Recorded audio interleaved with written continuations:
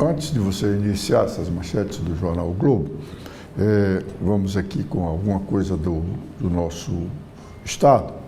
E eu começo dizendo que desapareceu a nossa capacidade de indignação e de reagir.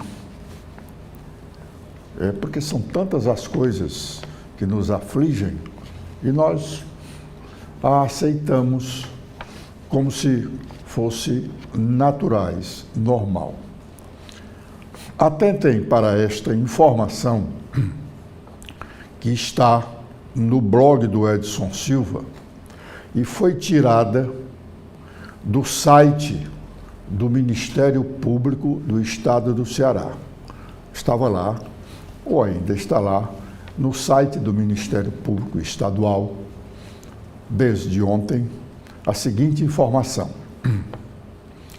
O Ministério Público do Ceará, por meio do Programa Estadual de Proteção e Defesa do Consumidor, DECOM, multou a Enel em R$ 16.762.523,10 por reter parte das doações feitas por clientes para instituições filantrópicas.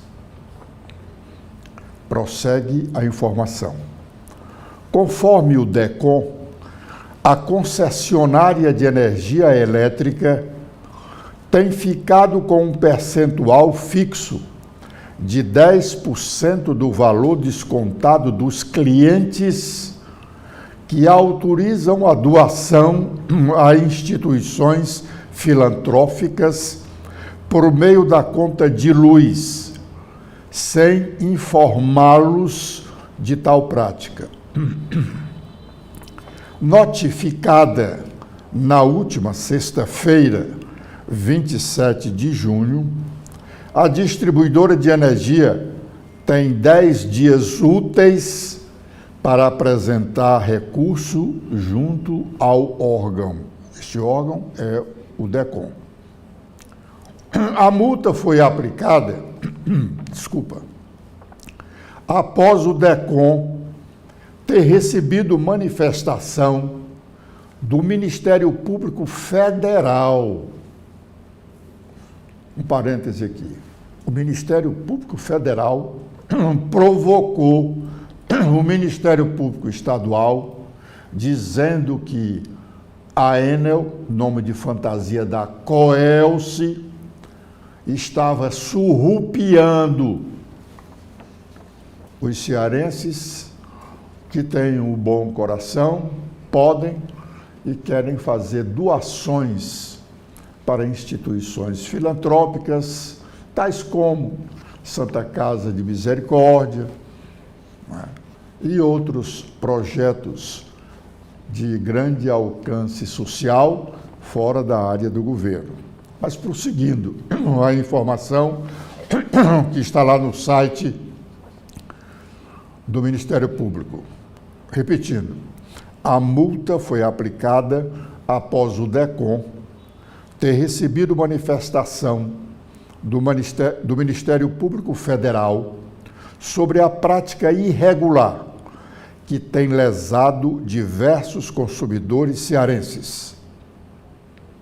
A Enel ainda estaria cobrando uma outra taxa de R$ 13,95 sobre os valores arrecadados por meio das doações e não estaria oferecendo alternativas quando o cancelamento das cobranças era solicitado, transferindo ao consumidor a responsabilidade de buscar as instituições que recebiam os recursos para contestar as cobranças que, em muitos casos, não eram autorizadas pelos clientes. Tem alguma coisa parecida com aquele roubo com aquele roubo dos aposentados aos aposentados e pensionistas do INSS.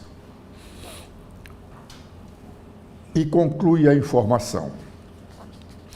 Após análise minuciosa, é possível concluir que a conduta da concessionária em cobrar doações nas faturas de energia elétrica que, por muitas vezes, não são autorizadas pelos consumidores, gera uma série de problemáticas que colidem frontalmente com os princípios e direitos básicos previstos no Código de Defesa do Consumidor, destacou o DECOM na decisão administrativa.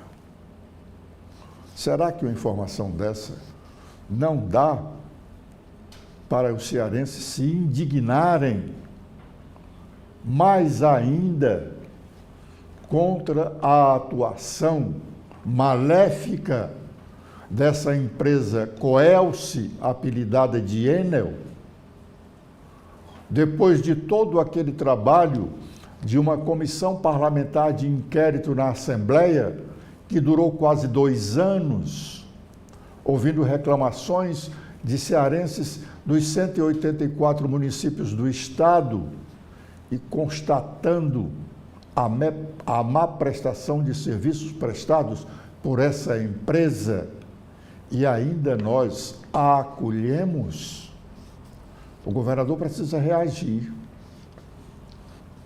O governador precisa reagir. A Assembleia já reagiu, mas não compete a ela a reação máxima, que seria afastar essa empresa da concessão de energia no estado do Ceará. A distribuição de energia é da competência do governo federal. O governo federal cede, dá essa concessão para os estados. Todos os estados têm a concessão do governo federal para esse trabalho de distribuição de energia.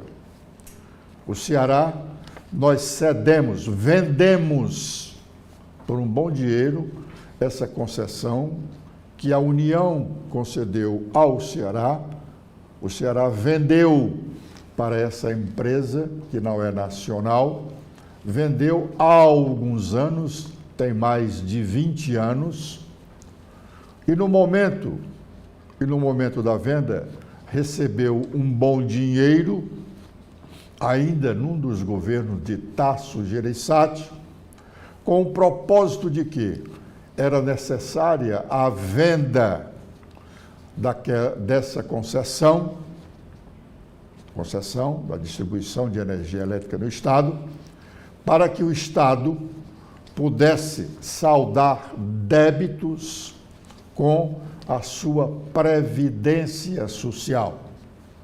O Estado, já naquela época, tinha um rombo na previdência social. Muito bem, a alegação para a venda da concessão era acabar com esse rombo. Foi vendida a concessão, recebido o dinheiro e o rombo permaneceu e só aumentou. Hoje é muito maior. E os cearenses, então, têm que conviver com 2 rombos. O rombo da Previdência Social dos servidores públicos estaduais e o roubo que comete essa Coelce Enel. Porque aqui está descrito nesta informação do Ministério Público Estadual, assinada pelo DECOM, um roubo. Assim como o governo federal disse que os aposentados e pensionistas estavam sendo roubados quando tinham os seus contra-cheques ou nos seus contra-cheques descontos que eles não haviam autorizados de associações ou entidades sem qualquer critério. Urge uma providência urgente do governo do Estado e do próprio Ministério Público junto ao Poder Judiciário, porque aqui é um caso, como lá na Previdência Social, aqui é um caso de polícia. É um caso de polícia. Os dirigentes dessa Coelce, dessa cognominada de Enel, deviam estar respondendo criminalmente por esse crime que estão ou estavam cometendo. O economista Marcos Holanda, ex-presidente do Banco do Nordeste do Brasil, vai estar daqui a pouco, porque nesta manhã de terça-feira, numa das dependências da Assembleia Legislativa Cearense, reunido com um grupo de deputados da oposição, uns 8, talvez, ou não mais do que isso, porque tem um deles que não acorda cedo e nunca comparece a essas reuniões da oposição na manhã das terças-feiras. No caso, o deputado Carmelo Neto. Ele parece que dorme demais e não aparece nesses eventos políticos, legislativos, que possam começar às 9 horas da manhã. Pois bem, o Marcos Holanda vai estar lá para falar sobre a economia do estado do Ceará. Ele recentemente escreveu um artigo, inclusive nós comentamos aqui, ele dizendo que o estado ia terminar este ano com um déficit orçamentário expressivo e que no próximo ano também terá um déficit orçamentário. Ele vai examinar para os deputados estaduais de oposição o projeto do governo da Lei de Diretrizes Orçamentárias, que é a base para o orçamento anual. O orçamento que será executado a partir de 1º de 2026 vai ser feito depois que os deputados estaduais votarem esse projeto de lei de diretrizes orçamentárias que está na Assembleia Legislativa desde o dia 5 de maio e terá que ser votado até o dia 5 deste mês, porque a Constituição diz que a matéria precisa ser votada em 60 dias. Carlos Lupe, o presidente nacional do PDT,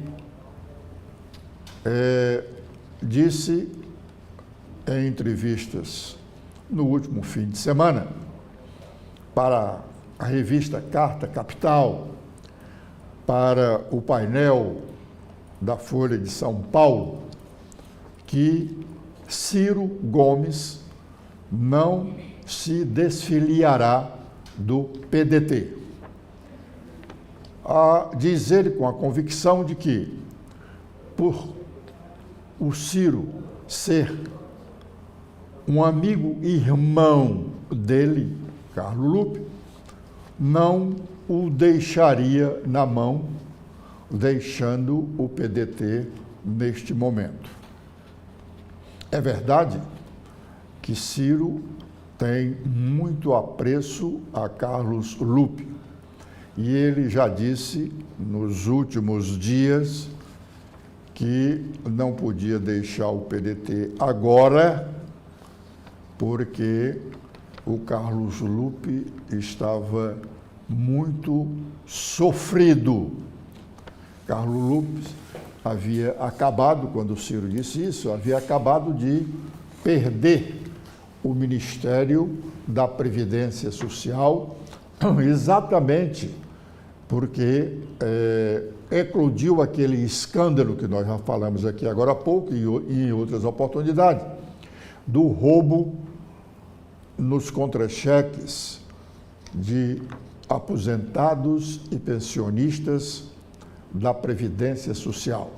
Um rombo que, no primeiro momento, se anunciou no montante de 4 bilhões de reais, que o governo imediatamente apareceu, substituindo, no primeiro momento, o presidente do INSS, que era uma pessoa indicada por Carlos Lupe, o ministro da Previdência, e logo depois também exonerando o próprio Carlos Lupe. E, em ato contínuo, dizendo que os aposentados e pensionistas iam ser ressarcidos, iam receber tudo o que eles foram tirados. Até agora, ninguém recebeu nada, só promessa, só promessa.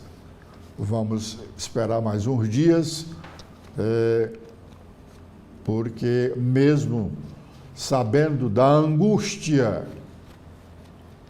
dos que foram roubados, pessoas muito pobres, quase todas elas, muito necessitadas, que qualquer real faz falta no final do mês. Vamos aguardar que o governo cumpra a sua palavra. E logo, não pode demorar mais. Assim como nós cobramos aqui do governo do Estado para acionar imediatamente todos os mecanismos, toda a sua força possível para punir os dirigentes dessa Coelce, cognominada de Enel, que está também, segundo o DECOM aqui, segundo o DECOM, o Ministério Público Estadual, roubando dos cearenses que de boa fé estavam fazendo doações para Santa Casa, Lar Torres de Melo e outras instituições que prestam relevantes serviços sociais a uma boa parte da população carente cearense. Então, o Carlos Lupe, alegando essa condição de amigo-irmão, diz que o Ciro não deixará o PDT. E eu repito que o Ciro tem realmente muito apreço ao Carlos Lupe. E será que o Carlos Lupe tem o mesmo apreço ao Ciro? Até agora não mostrou que sim, porque se tivesse, o PDT não estava tão arraigado no governo Lula como está. O Carlos Lupe não se sujeitaria à humilhação a que foi submetido e continuar tomando as bênçãos ao governo do PT. Porque o Ciro Gomes quer ver o PT pelas costas, quer ver o Lula pelas costas. E se o PT ou o PDT insiste em ficar com o PT, o Carlos Lupe não está sendo tão amigo-irmão como cobra essa solidariedade, por essa familiaridade ao Ciro. Ciro não fica no PDT, PDT estando com o PT. Disso, nós temos informações que nos permitem fazer tal afirmação. Dizendo isso, nós nos despedimos deste primeiro bloco de notícias da manhã aqui na TV da Transparência.